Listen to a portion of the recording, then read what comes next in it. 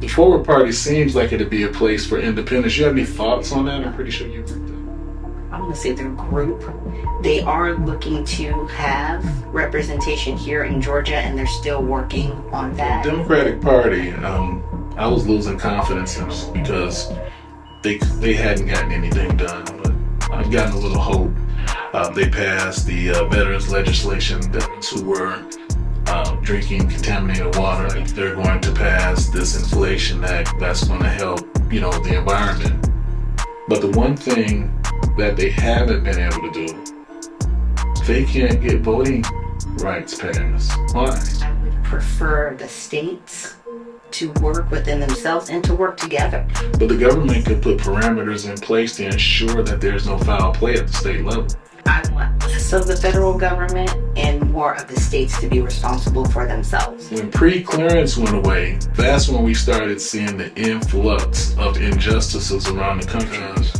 Power is a funny thing, and it doesn't matter if you're white, if you're black or Asian. Some people, when they get power, they can't handle it. I think with voting, I don't want to say it's so archaic, but at this point in time with the technology that we have, it should be a smoother process, because having all that power, it corrupts ultimately, unfortunately, when you forget. But inflation has risen to a level that we haven't seen. And people are hurting. There are a lot of people out there hurting for the price of food. And in trying to keep people safe, they did the exact opposite. They actually hurt people with the mandates. Do you support reparations? It seems like there is a real movement underneath the current for African Americans to get their just due for slavery.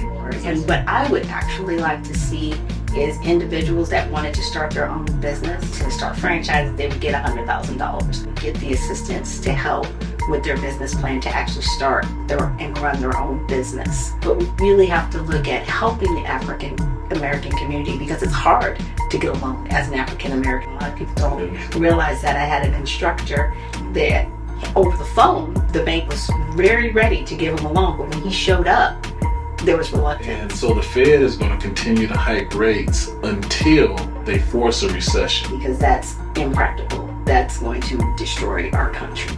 And there will be a lot of homelessness behind it. We won't have the jobs behind it because the businesses won't be able to support the interest rates that they have to pay. So if we really, really do, we don't get the tax breaks that those that are the 1% get. I really want to look at a flat tax as opposed to the tax structure that we have now, because you're taxed when you work, you're taxed when you go to the store, you're taxed for everything over and over again ad nauseum, and then at the end of the year you get tax day. I'm looking at taxing an individual at 5% to see, okay, 5% over the year, 5% of your income, and that percentage of the income go to what we have already in place: Social Security, Medicare, sales tax, property tax, federal taxes. And then that way, everybody's paying their fair share, including the 1%. Why do you think the federal government is hiring 87,000 new IRS agents? We don't know if it'll be an exact number, but it's ridiculous. So not only are you going to be paying taxes and be harassed by the IRS, you're going to be paying them to harass you. Your legislation for marijuana.